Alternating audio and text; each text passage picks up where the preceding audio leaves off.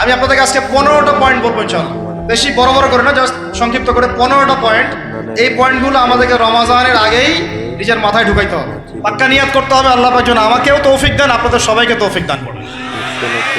রমাজানের প্রস্তুতি নাম্বার 1, আমার সেটা বলেন। রমাজানের প্রস্তুতি নাম্বার 1 হচ্ছে যত দুনিয়াবি কাজ আছে সেই কাজগুলোকে কমিয়ে ফেলবো। দুনিয়াবি কাজগুলো কি করব? মানে দুনিয়াবি যত কাজ, যত ব্যস্ততা যা আছে এগুলোকে কমায় নিয়ে আসবো, যাতে রমজান মাসে আমাকে বেশি বাইরে দুনিয়াবি প্রয়োজনে বাইরে বের হইতে না হয়, বেশি ব্যস্ততা আমাকে দুনিয়ার জন্য না করতে হয়। মনে করেন যে আপনি চাইলে এখন যদি সামর্থ্য থাকে রমাদান এবং ঈদের বাজার করে রাখতে পারেন, কারণ লাইলাতুল কদর নষ্ট করে ঈদের বাজার, রমজানের অনেক রুহানিয়াত নষ্ট করে দেয় দুনিয়াবি বাজার ঘাট, তাই না? সবার সামর্থ্য হয় না, কিন্তু বড় বড় যে বিষয়গুলো আছে, বড় বড় খাবার, মৌলিক খাবার, এগুলো আপনি 2 মাসের জন্য বাসায় রাখতে পারেন, সামর্থ্য থাকে। সামর্থ্য নাই তাহলে সেটা আলাদা বিষয়। মোট কথা এটা শুধু একটা বিষয় বোঝাচ্ছি না, দুনিয়াবি যত ব্যস্ততা এগুলোকে কমায় রমাদানের জন্য প্রিপারেশন নিতে হবে। আল্লাহ পাক আমাদেরকে সবাইকে রমাদানের জন্য প্রিপারেশন নেওয়ার তৌফিক দান করেন। এটা হলো মনস্তাত্ত্বিক প্রিপারেশন, যে রমাদান আসতেছে, আমি শাবান মাসেই আমি আমার কাজগুলো গোছাই নিব, যাতে রমজানে আমি ফারেক থাকি ইবাদতের জন্য। বুদ্ধিমানের কাজ না এটা? আল্লাহ পাক তৌফিক দান করেন, আমিন। 2 নম্বর হচ্ছে ভাই, রমাজানের আমরা সবাই 30টা সওম রাখবো বলে নিয়াত করি, আল্লাহ পাক তৌফিক দান করেন, আমিন। কিন্তু এখানে একটা কথা, 2 নম্বরটা হচ্ছে রোজা রাখার মতো রোজা রাখতে হবে। কি বললাম বলেন? রোজা রাখার মতো রাখতে হবে। এটা কেন বললাম, কেন বললেন ভাই? উত্তর দিচ্ছিস। উপোস থাকা, না খেয়ে থাকা আর সওম রাখা এক জিনিস নয়। পানি ছেড়ে দেওয়া, খাবার ছেড়ে দেওয়া আর ইসলামী সওম এক জিনিস নয়। অনেক ধর্মের মানুষ খাবার পানি ছেড়ে দিয়ে থাকে, উপাস থাকে না?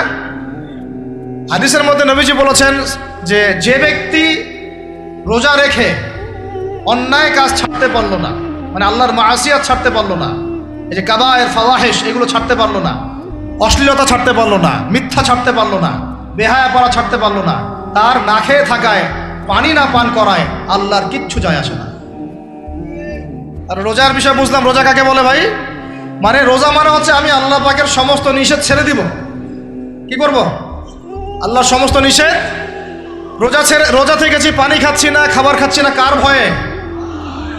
গোসল করার সময় 1 ঢোক পানি খেলে কে দেখবে? এই চেতনা তখন কাজ করে না? চুপ করে 1 লোকমা ভাত খেলে কে দেখবে? কেউ দেখবে? আল্লাহ ছাড়া কেউ দেখবে? কেউ দেখবে না। তারপর আপনি খান না কেন? কারণ আপনি অনুভব করেন যে আল্লাহ পাক আমাকে দেখছেন। এটাই হলো ইহসান। এটার নাম কি? ইহসান। এটাই বলা হচ্ছে হাদিসে জিবরিলের মধ্যে, আনতা আবুদুল্লাহ কাআন্নাকা তারাহ, তুমি এমন ভাবে আল্লাহর ইবাদত করো যেন তুমি আল্লাহকে দেখতে পাচ্ছো। ওয়া ইল্লাম তাকুন তারাহু, তুমি যদি আল্লাহকে দেখতে না পারো জেনে রাখো ফাইন্নাহু ইয়ারাক, আল্লাহ পাক তোমাকে দেখছেন। এটাকে বলে আল্লাহ কনসিয়াসনেস বা ইহসান বা তাকওয়া। আর তাকওয়া হাহুনা, তাকওয়া কোথায়? এখানে। আপনি সওমের আয়াতটা পড়েন, কুতিবা আলাইকুমুস সিয়াম কামা কুতিবা আলাল লাযিনা মিন ক্বাবলিকুম লাআল্লাকুম কি তাত্তাকুন, তোমাদের উপর সওমকে ফরজ করা হয়েছে ঠিক যেমন করে আগের উম্মতদের উপরেও করা হয়েছিল। উদ্দেশ্য হচ্ছে লাআল্লাকুম তাত্তাকুন, যাতে করে তোমরা তাকওয়া অবলম্বন করতে পারো। তাকওয়া মানে আল্লাহ কনসিয়াসনেস, এই যে আমি খাচ্ছি না, পান করতেছি না, আমি বিশ্বাস করি আল্লাহ আমাকে দেখতেছেন, এই তো। সেই বান্দা কেমন করে রমজান চলে গেলেই বেনামাজি থাকতে পারে? রমজান চলে গেলে কি আল্লাহ তাকে আর দেখে না? সেই বান্দা কিভাবে সুদ খায়, তখন কি আল্লাহ তাকে দেখে না? সেই বান্দা, একই বান্দা কিভাবে জেনা করতে পারে? মেয়েকে নিয়ে কেমন করে বাইকে ঘুরতে পারে? কেমন করে গায়রা মাহরামের সাথে আমরা করতে পারি, ফ্রি মিক্সিং করতে পারি? কেমন করে সে সমকামিতার দিকে ধাবিত হতে পারে? কেমন করে সে জুয়া খেলতে পারে? কেমন করে সে মাদক খাইতে পারে? কেমন করে সে আল্লাহ দ্রোহী আইন বাস্তবায়ন করতে পারে?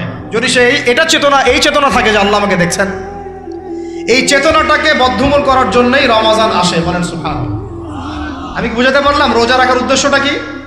ওই জিনিসটাকেই আমাদের ভিতরে ইনস্টল করাই হলো উদ্দেশ্য। লাআল্লাকুম, অবশ্যই বলেন লাআল্লাকুম তাত্তাকুন। তাকওয়া কি কিনতে পাওয়া যায় বাজারে?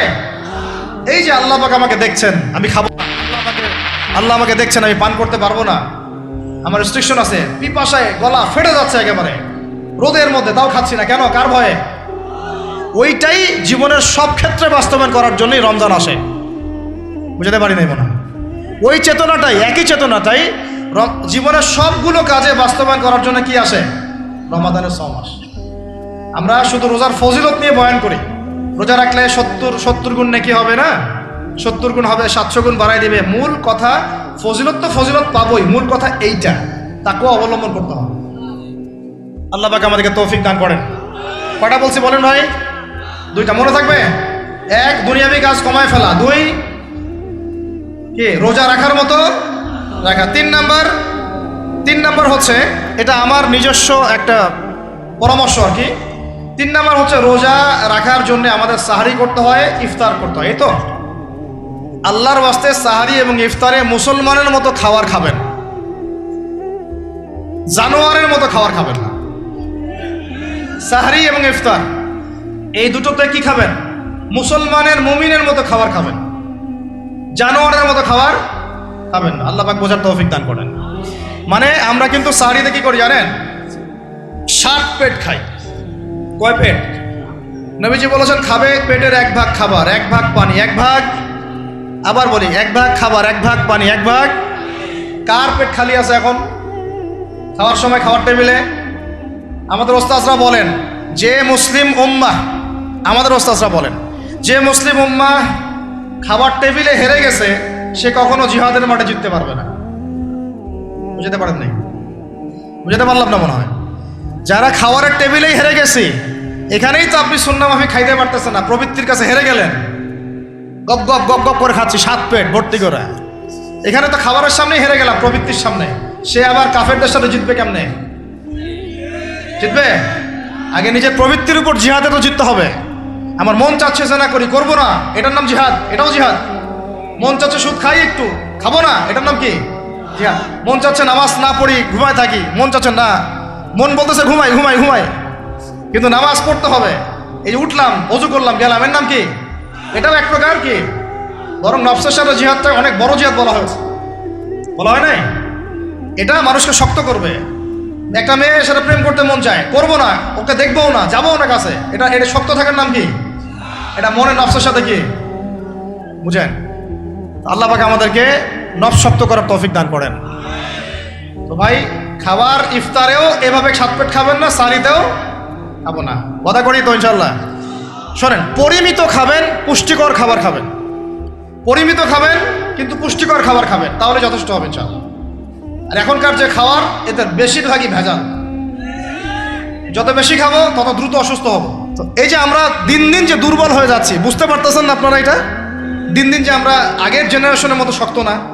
আমাদের দাদারা, তার দাদারা যেরকম স্ট্রং ছিলেন, আমাদের ইয়াংরাও কিন্তু অত স্ট্রং না। একটা ইয়াং ছেলেকে আপনি এখন 50 বছরের একজন মুরব্বীর সাথে পাঞ্জা লাগায় দেন, পারবে না, ওই চাচাই জিতবে। এটার কারণ হচ্ছে ভেজাল খাবার, ভেজাল পরিবেশ, ভেজাল সব কিছু। আমরা যা খাচ্ছি বেশিরভাগই বিষ। আর আল্লাহর কসম, এগুলো মনিটর করার দায়িত্ব সরকারের, এগুলো মনিটর করার দায়িত্ব প্রশাসনের। এদেরকে মোবাইল কোর্টের আওতায় নিয়ে এসে একদম 1 বছরের জন্য ঢুকাইতে ভিতরে। আইনের সঠিক প্রয়োগ হলে এমনি সিধা হয়ে যাবে। বাঙালিদেরকে শুধু মিষ্টি মিষ্টি কথা বলে কাজ হবে না, মাঝে মাঝে কঠিন শাসন লাগে। বড় বড় কান্ট্রিগুলো আপনারা দেখে আসেন, মনে করেন রাস্তায় ড্রাইভিংয়ের সীমা দেওয়া আছে 100 কিলো, ওরা যদি 110 120 চালায়, কেউ কিচ্ছু বলবে না, কোনো ট্রাফিক পুলিশও নাই। মোবাইলে একটা মেসেজ চলে আসবে যে তোমার এই 1500 রিয়াল 2000 রিয়াল জরিমানা করা হয়েছে। দিবা না, ড্রাইভিং লাইসেন্স বাতিল। ওটা বাতিল তো হবেই, 6 মাসের জন্য জেল খাটবা। বাপ করে টাকা দিয়ে আসবে। টাকা না দিলেও আর ভয়ে চালাবে না, বাবারে বাবা, একবার 1500 রিয়াল খাইছি, আবার খাওয়া যাবে। আইন শুধু থাকলে হয় না, আইনের একদম কঠোর বাস্তবায়ন থাকতে হবে। এই জিনিসটা যদি থাকে, দেখবেন সমাজ ঠিক হয়ে গেছে ইনশাআল্লাহ। আল্লাহ পাক আমাদের সবাইকে কথাটা মন থেকে বোঝার তৌফিক দান করেন। আমরা কি কারো শত্রু? আমরা সবার শুভাকাঙ্ক্ষী। যদি এই জিনিসটা শক্তভাবে বাস্তবায়ন করা যায়, দেখবেন খাবারের ভেজাল এমনি বন্ধ হয়ে গেছে। মানুষকে মেরে ফেলতেছে খাবার দিয়ে, আর 3 দিনের বাসি তেল দিয়ে রান্না করছে, বললো একদম টাটকা রান্না, খেয়ে ফেলে। এই যে কোলেস্টেরল বেড়ে গেল, ক্যান্সার হচ্ছে। গরু ইঞ্জেকশন দিয়ে ফুলায় ফাবায় মোটা তাজা করে ফেলা যায়, করে নাই? কি অবস্থা মানুষের বুদ্ধি! চালের মধ্যে এটা মিশাচ্ছে, ডালের মধ্যে ওইটা মিশাচ্ছে, পানির মধ্যে কি মিশাই দিচ্ছে, ড্রেনের পানি বলতেছে মিনারেল ওয়াটার। হ্যাঁ, ডাব খাবেন, ডাবের পানি আগে ইঞ্জেকশন দিয়ে বের করে ফেলাইছে, আগে খাই ফেলছে, অল্প একটু বাকি আছে, ওটার দাম হাঁকাচ্ছে 150 টাকা। নিচ থেকে উপর পর্যন্ত আমাদের সমাজে খালি প্রতারণা আর প্রতারণা চলতেছে। এই কারণে আমাদের উপর থেকে আল্লাহ রহমত দিন দিন উঠে যাচ্ছে। আমাদেরকে সতর্ক হওয়া উচিত, আমাদেরকে সৎ হওয়া উচিত। সৎ হইতে পয়সা লাগে না, সৎ হইতে পয়সা লাগে। সবাই যার যার জায়গা থেকে ভালো হয়ে যায়, কিচ্ছু করা লাগবে না ইনশাআল্লাহ। আপনি মাদক খায়েন না, কেউ জোর করে মাদক খাওয়াবে? আপনি নিজে সুদ খায়েন না, কেউ জোর করে সুদ খাওয়াবে? এখানে কেউ মাদকের দোকান দিল, আমরা খাই না, ও দোকান নিয়ে চলতে পারবে না? টামটোপলা বাঁধে চলে যাবে, কি করবে? যাইতে বাধ্য সে। আমরা খাইলে সে ব্যবসা করবে। আল্লাহর ওয়াস্তে আমরা কোনো রকম প্রতারণার কাছেও যাব না, হারামের কাছেও যাব না, এবং অন্যকে আমরা প্রতারিত করবো না ইনশাআল্লাহ। বাজার মার্কেটে একটা অনেক জটিল বিষয়। রমজান মাস আসলেই দেখবেন দাম বাড়া শুরু হয়েছে। এখনই অসাধু ব্যবসায়ী যারা, ওরা রিস্টোর করে ফেলাইছে, ওরা আবার সিন্ডিকেট করে ফেলবে যে এই দামের বাইরে যাবে না। তখন আবার দেখবেন যে সরকার বিপাকে পড়ে গেছে, দাম আর কন্ট্রোল করতে পারতেছে না, তখন ভর্তুকি দেওয়া লাগতেছে, আবার ওদেরকে আইনে আনা লাগতেছে। মানে আমরা নিজেরাই ঠিক নাই। কারা ঠিক নাই? আমরা নিজেরাই ঠিক নাই। এই কারণেই তো আমরা, মানে আমাদের সমাজের উপর থেকে আল্লাহ পাকের রহমত, বরকতটা উঠে যাচ্ছে দিন দিন। আপনি দেখে নিয়েন, যে পণ্যের দাম এখন 200 টাকা, রমজান মাস আসলে দেখবেন 250 টাকা 300 টাকা বাড়াই দিচ্ছে। এটা ব্যবসায়ীরা করবে, অনেকেই, অনেক অসাধু ব্যবসায়ী করবে, এটা অনেকেই করবে, এখনো চলতেছে। আমাদের বাংলাদেশে এমন কিছু নাই যেটা উৎপন্ন হয় না। আমরা যদি আমাদের এখানে সঠিক জাকাত ভিত্তিক অর্থনীতি থাকতো, এবং সততা থাকতো, ইনসাফ থাকতো, আমানত থাকতো, আমাদের জিনিস আমরা খেয়ে শেষ করতে পারতাম না, এরপর বাকিটা রপ্তানি করতে পারতাম। অনেক কথা ভাই, এগুলো অর্থনীতির বিষয়, আরেকদিন কথা হবে ইনশাআল্লাহ। রমজানে আসছি যেহেতু, এতটুকু নসিহত করি। 3 নাম্বার, যে ভাই আমরা এমনভাবে খাবো না যে খাওয়ার মনে হয় জানোয়ারের খাওয়া। ঠিক আছে ভাই, পুষ্টিকর খাবার খাবো, কিন্তু পরিমাণে কম। কম বলতে কি একবারে কম না, আপনার প্রয়োজন অনুযায়ী 3 ভাগ করে, 1 ভাগ খাবার, 1 ভাগ পানি, 1 ভাগ ফাঁকা, সুন্নাহ অনুযায়ী। আল্লাহ পাক তৌফিক দান করেন, আমিন। 4 নাম্বার হচ্ছে রমাদান মাস মানেই কোরআন। রমাদান মাস মানে কি? এই রমজানে আমরা সবাই বেশি থেকে বেশি কোরআন তেলাওয়াত করবো ইনশাআল্লাহ। কারা কারা পারি হাত তুলি? আলহামদুলিল্লাহ, হাত নামান। সবাই পারেন কোরআন তেলাওয়াত? মাশাআল্লাহ, মাশাআল্লাহ। এইটাই তো চাই, বাংলাদেশের ঘরে ঘরে প্রত্যেক ব্যক্তি যেন কোরআন তেলাওয়াত করা জানে। এটাই তো আমরা চাই। এমন যদি হয় যে 100% মানুষ কোরআন তেলাওয়াত করতে পারে, 16 কোটি মুসলিম, দিন কায়েম হয়ে যাবে ইনশাআল্লাহ, ইনশাআল্লাহ, ইনশাআল্লাহ। ভিতরে কাজগুলো করেন, আল্লাহ পাক তৌফিক দান করেন। তো ভাই, কোরআন আমরা রমজানে বেশি থেকে বেশি পড়বো ইনশাআল্লাহ ভাই, ঠিক আছে? যারা পারি না, একটা লিমিট ফিক্স করি, কমপক্ষে দিনে 1 পারা, দিনে কমপক্ষে 1 পারা, তাহলে 30 দিনে 1 খতম হবে। ওকে, আরও বেশি পারি 2 পারা, তাহলে 2 খতম হবে। আরও বেশি পারি 3 পারা। এমন আমাদের ইমামদের যুগে, আমাদের 4 ইমামদের যুগে, সলফে সালেহিনদের যুগে প্রতিদিনই 1টা করে খতম দিতেন তারা। সুবহানাল্লাহ, তাদের সময় আল্লাহ বরকত দিয়েছিলেন। সুবহানাল্লাহ, সারা রাত জেগে তেলাওয়াত করতেছেন, নামাজ পড়তেছেন, দিনের বেলা তেলাওয়াত করতেছেন। রমজান মাস হচ্ছে কোরআন নাজিলের মাস। এই মাসে যে হতভাগা কোরআন পড়তে পারলো না, তার জন্য আফসোস করা ছাড়া কিছু করার নাই। রমজান মাসে কোরআন আগে পড়বো, কোরআন শিখবো। না পারলে কি করবো? না পারলে 1 মাসে শিখবো, অন্যকে শেখাবো, কোরআনের দার্স দিব, কোরআনের মাহফিল হবে, কোরআনের তাবলীগ হবে, কোরআন নিয়ে আলোচনা হবে ইনশাআল্লাহ। আমরা জানবো কোরআনের মধ্যে কি আছে। এটা জানার সবচেয়ে উত্তম মাস হচ্ছে কি? রমাদান। আল্লাহ পাক তৌফিক দান করেন, আমিন। যারা আমরা আরবি জানি টুকটাক ভাঙাচোরা, তারা আমরা এটার অর্থ পড়বো ইনশাআল্লাহ। যারা আমরা আলেম ওলামা আছে অনেকেই, যারা ইফতা দিয়েছি, দাওরা দিয়েছি, বা আমরা তালেব ইলম ওলামা ইকরাম যারা আছে, আমরা এই কোরআনের তাফসীরগুলো পড়বো ইনশাআল্লাহ। মানে কোরআনময় রমাদান, কোরআনময় কি? এবং চেষ্টা করবেন, আমার খুব ইচ্ছা হয় যদি আল্লাহ পাক আমাকে ক্ষমতা দিতেন, তৌফিক দিতেন, আমার ইচ্ছা হয় যে রমজান মাসে বাংলাদেশের যত মসজিদ আছে সমস্ত মসজিদে কোরআন শিক্ষা ফ্রি হয়ে যাবে। ভালো উদ্যোগ না? বাংলাদেশে কত মসজিদ আছে? 1000 না লাখ? লাখ না কোটি? হয়তো কোটি কোটি মসজিদ থাকতে পারে। প্রত্যেকটা মসজিদে যদি বিনামূল্যে কোরআন শিক্ষা কার্যক্রম করা যেত রমজান মাসে, 1 মাসে আপনি দেখতেন প্রায় মিনিমাম 5 কোটি মানুষকে কোরআন শেখানো যেত। তাও হাতে কলমে, তাও কি হাতে কলমে বই দেওয়া হতো ফ্রি, আর ওই যারা টিচার ক্লাস নেবে ওদেরকে বেতন দিব, ভাতা দিব সরকার থেকে। দেওয়া যায় না? দেওয়া যায় না? আচ্ছা, যদি গভর্নমেন্ট নাও দেয়, আপনারা জাকাত থেকে দিতে পারেন, সদকা থেকে দিতে পারেন, পারেন না? নিজেদের পকেট থেকে দিতে পারেন, নিজের ব্যবসা থেকে দিতে পারেন, এলাকা ভিত্তিক দিতে পারেন। কত উৎস আছে না? যদি এভাবে প্রত্যেকটা মসজিদ থেকে কোরআন শিক্ষা কার্যক্রম চালু করা হয় রমজান মাসে, আমরা দোয়া করি আল্লাহ পাক যেন এই কথাটা পৌঁছে দেন উপরের লেভেলে, এবং তারা উদ্যোগ নেয়। জানি না উদ্যোগ নেবে কিনা, আমাদের দায়িত্ব পৌঁছে দিলাম। তো অ্যাটলিস্ট যদি সবগুলো মসজিদও নাও হয়, প্রত্যেকটা এলাকায় যদি একটা করে মসজিদও হয়, তবুও দেখবেন কয়েক কোটি মানুষকে কোরআন শেখানো যাবে ইনশাআল্লাহ। কোরআন ছাড়া এই জাতিকে আপনি ফিরাতে পারবেন না। কোরআন ছাড়া এই যুবকদেরকে মাদক থেকে ফেরানো যাবে না। কোরআন ছাড়া এই যুবকদেরকে জেনা থেকে ফেরানো যাবে না। এই টিকটক প্রজন্ম হয়ে এরা নষ্ট হয়ে গেছে, শেষ হয়ে গেছে। বাংলাদেশে আশঙ্কাজনক হারে এখন সমকামিতা বাড়তেছে। আশঙ্কাজনক হারে এখন জেনা, ব্যভিচার, পরকীয়া এগুলো বেড়ে গেছে। মাদক দ্রব্যের কি ছয়লা, এই যে গুন্ডামি, মাস্তানি, ছিনতাই কারা করতেছে? যারা ইয়াং ছেলে পেলে এরা করতেছে। এদেরকে ফিরাইতে হইলে কোরআন ছাড়া কোনো গতি নাই। আইয়ামে জাহেলিয়াতের সেই মানুষগুলো কোরআনের আলোয় শ্রেষ্ঠ মানুষে পরিণত হয়েছে। কথা বুঝতে পারেন নাই? আইয়ামে জাহেলিয়াতের সেই মানুষগুলা যারা একসময় নিজের মেয়েকে দাফন করেছিল জীবন্ত। ইন্না লিল্লাহি ওয়া ইন্না ইলাইহি রাজিউন। চিন্তা করা যায়? আপনি আপনার মেয়েকে দাফন করতে পারবেন জীবন্ত? পারবেন? বলেন। এরকম মানুষ যারা এই কাজ করেছিল, তারা কোরআনের সংস্পর্শে এসে সোনার মানুষে পরিণত হয়েছে। এই কিতাব আল্লাহ পাক নাজিল করেছেন ওই ঘরের উপরে উঠিয়ে রাখার জন্য না, মাঝে মাঝে বের করব, ধুলা মুছবো, চুবু খাবো, রেখে দিব, এই জন্য না। বাবা মারা গেছে, খুললাম, পড়লাম, সব বক্সায় দিলাম, এই জন্যে না। শুধু এই কিতাব আল্লাহ পাক নাজিল করেছেন যারা আমরা হৃদয়ে ধারণ করি। কোথায় ধারণ করি? হৃদয়ে ধারণ করবো তো তখনই যখন আমি বেশি তেলাওয়াত করব, বেশি বেশি পড়বো, সবাইকে পড়াবো, শেখাবো। আল্লাহ পাক আমাদের সবাইকে কোরআনের বিপ্লব ঘটানোর তৌফিক দান করেন, আমিন। তো প্রিয় ভাইরা, 4 নম্বর কাজ, কোরআন শিখবো, পড়বো, শেখাবো, দার্স দিব। কোরআনের একদম বিপ্লব। রমজান মাসে ইনশাল্লাহ কোরআনময় রমাদান হবে ইনশাল্লাহ। রমজান মাসে অন্য কোনো বইও পড়ার দরকার নেই প্রয়োজনে। কোরআন পড়েন, হাদিস পড়েন আর কোরআন পড়েন। কোরআন এবং হাদিস, অন্য কোনো বই, বিষয়ভিত্তিক বই পড়ার দরকার নাই। আর অ্যাটলিস্ট 1 মাস আপনি না পড়েন। এরপরে আসি 5 নাম্বার।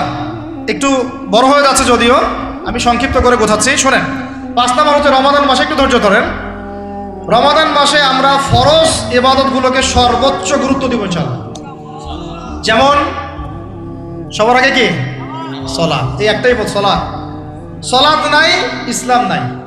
সালাত নাই, সে ব্যক্তি মুসলিম না। সোজা কথা শোনেন, সালাত অস্বীকার করে সে ব্যক্তি মুসলিম না। নবীজি বলছেন, মান তারাকা সালাতান মুতাআম্মিদান ফাকাদ কাফারা। কেউ যদি ইচ্ছা করে সালাতকে অস্বীকার করে, ছেড়ে দেয়, সে ব্যক্তি কি হয়? কাফারা, কুফরি করে। সালাত না পড়ার কারণে ইমামগণ বলেছেন তাকে মুসলমানদের কবরস্থানে দাফনও করবা না। কোন কোন ইমাম বলেছেন তাকে জানাজাও দিবা না। কোন কোন ইমাম বলেছেন তাকে জেলখানায় বন্দি করে রাখবা। কোন কোন ইমাম বলেছেন তাকে মৃত্যুদণ্ডের শাস্তি দিবা। আমি এমনি এমনি বলতেছি না, ইমামদের কওলগুলো পড়ে দেখেন। নামাজ না পড়াটা যেমন তেমন পাপ না তো, ইচ্ছা হইলে পড়লাম, ইচ্ছা হইলে পড়লাম না, এমন না। যারা নামাজি তারাও যদি নামাজে সচেতন না হয়, তাদের জন্যও শাস্তি আছে। নাউযুবিল্লাহ। ফাওয়াইলুল লিল মুসাল্লিন আল্লাযীনা হুম আন সালাতিহিম সাহুন আল্লাযীনা হুম ইউরাউনা ওয়া ইয়ামনাউনাল মাউন। এখানে বলা হচ্ছে মুসল্লিদের জন্য দুর্ভোগ, যে মুসল্লিরা নামাজ সম্পর্কে গাফেল, উদাসীন। আবার যারা মানুষকে দেখানোর জন্য নামাজ পড়ে এবং এই যে ছোটখাটো সাহায্য করতে অস্বীকৃতি জানায়, সূরা মাউন পড়েন। তাহলে মুসল্লিদের জন্য গাফেলতির যদি শাস্তি হয়, তাহলে যারা পড়ে না ওদের কি হবে বলেন? ওই যে ওই সূরাটা কি জানি নাম, মুজাম্মিল না মুদ্দাসির, হাফেজে কোরআন কে আছে, মা সালাকাকুম ফি সাকার। জাহান্নামে যখন ঢুকানো হবে, এই ফেরেশতারা জিজ্ঞাসা করবে, কিসে তোমাদেরকে জাহান্নামে নিয়ে আসলো? কি পাপ করছিলা? তারা বলবে, তখন তারা বলবে ক্বালু, তারা বলবে, ওই জাহান্নামীরা বলবে, লাম নাকু মিনাল মুসাল্লিন। কি বলবে তারা? লাম নাকু মিনাল মুসাল্লিন, আমরা মুসল্লি ছিলাম না, আমরা নামাজ পড়তাম না। তাহলে বেনামাজির পরিণতি কি বলেন? জাহান্নাম। ওয়ালাম নাকু নুতঈমুল মিসকিন, আর আমরা মিসকিনদেরকে খাবার দিতাম না। সুবহানাল্লাহ। আল্লাহ পাক আমাদেরকে সালাত আদায় করার তৌফিক দান করেন।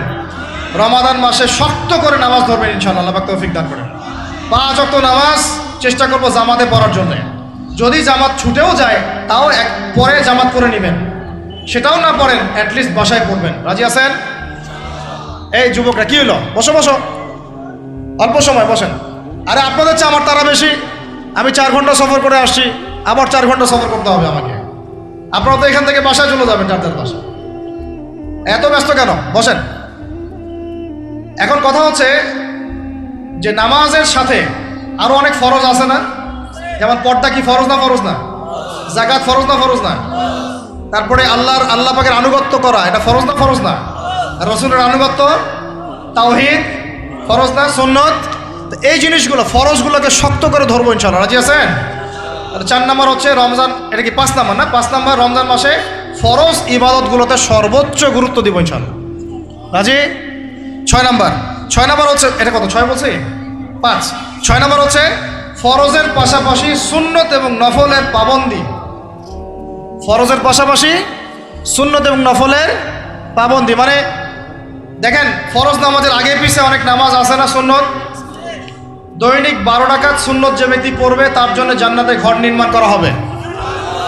কোন 12 রাকাত?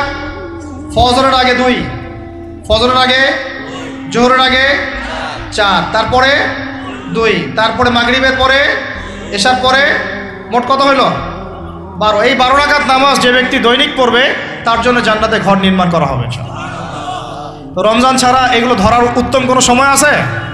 অনেক সময় মিস হয়ে যায়, রমজানে যেন ধরি আমরা, আল্লাহ পাক তৌফিক দান করেন। এর পাশাপাশি দেখেন দৈনন্দিন অনেক সুন্নতের আমল আছে না? বিভিন্ন কাজের দোয়া, মাসনুন দোয়া, জিকির আজকার, এগুলো আছে না? এই প্রত্যেকটা কাজকে শক্ত করে আঁকড়ে ধরবো ইনশাআল্লাহ, আল্লাহ পাক তৌফিক দান করেন। আমিন। যে কাজটা করবেন তার আগে জেনে নেবেন ওই কাজটা কিভাবে করলে সুন্নত হবে। সকালে উঠে এক দৌড় দিয়ে বাথরুমে যাবেন না, উঠে আগে বসবেন, চোখ ঘষবেন, মুখ থেকে ঘুমের ভাব দূর করবেন, তারপরে বলবেন আলহামদুলিল্লাহ আল্লাযী আহইয়ানা বা'দা মা আমাতানা ওয়া ইলাইহিন নুশুর। তারপরে আপনি যাবেন আস্তে আস্তে বাথরুমে, বাম পা দিয়ে ঢুকলেন, ইস্তেঞ্জা করলেন, ডান পা দিয়ে বের হবেন। ঢোকার সময় দোয়া আছে, আল্লাহুম্মা ইন্নী আউযু বিকা মিনাল খুবসি ওয়াল খাবাইস। বের হওয়ার সময় আলহামদুলিল্লাহ আল্লাযী আযহাবা আনিল আযান ওয়া আফানি গুফরানাকা, দোয়া আছে। এগুলো সুন্নাহ মোতাবেক কাজ করবেন। বুঝাতে পারতেছি? কাপড় পরবেন, যে কোনো কাপড় পরবেন না, যে কাপড় যে সুন্নত নবী পড়তেন সেই সুন্নত পরবেন। চেহারা নবীর মতো হতে হবে, ক্লিন শেপ চেহারা চলবে না, ক্লিন শেপ চেহারা চলবে না। অনেকে মনে করেন যে এটা তো ফরজ কিছু না, এত তাচ্ছিল্য করেন কেন? এটাকে শেভ করা মানে হলো নবীর সুন্নতকে জবাই করা। বুঝাতে পারি নাই? এক মুষ্টি রেখে কাটেন, সেটা আলাদা ইস্যু, আলাদা মাসআলা। পুরুষের চেহারায় দাড়ি থাকতেই হবে, মাস্ট বি। পোশাক আশাক থাকতেই হবে নবীর মতো। আমরা আমাদের সংস্কৃতি নিয়ে গর্বিত না? গর্বিত না? ইসলামিক সংস্কৃতি কোনো দেশ, জাতি, বর্ণ নির্দিষ্ট করে আছে না? সবার জন্যে। আমাদের নবী কি আরবদের নবী না পুরো বিশ্বের নবী? তাহলে আমাদের নবীর সুন্নত কি শুধু আরবরা পালন করবেন, আমরা সবাই করব? এখন আমাদের সবার চেহারা নবীর সুন্নাহ অনুযায়ী হতে হবে। গোফ ছোট করতে হবে, দাড়ি লম্বা করতে হবে, পোশাক ঠিক করতে হবে, টাকনুর উপরে কাপড় পরতে হবে। এখন ছেলেরা পরে টাকনুর উপর কি, হ্যাঁ ছেলেরা পরে টাকনুর নিচে, আর মেয়েরা পরে কি উপরে। এরপরে বসে ছেলের সাথে বাইকে, দেখবেন হাঁটু পর্যন্ত দেখা যায়। বিষয়টা এমন না? এখন হুজুর আপনারাও দেখেন না? আমরা দেখি না, আপনারা দেখান। আমরা কি করি না? আমরা দেখি না, বরং আপনারা দেখান। দেখালে আমরা চোখটা সরাই বলি আউযু বিল্লাহি মিনাশ শাইতানির রাজিম। চোখে পড়লে আমরা কি বলি? আউযু বিল্লাহি মিনাশ শাইতানির রাজিম। এখন আসেন, আমাদের পোশাক আশাক, কথাবার্তা, চলাফেরা, আমল, খাওয়া, ঘুম, ব্যবসা বাণিজ্য যা আছে, রাজনীতি, অর্থনীতি, সমাজনীতি, সব কিছু নবীর সুন্নাহ মাফিক ঢেলে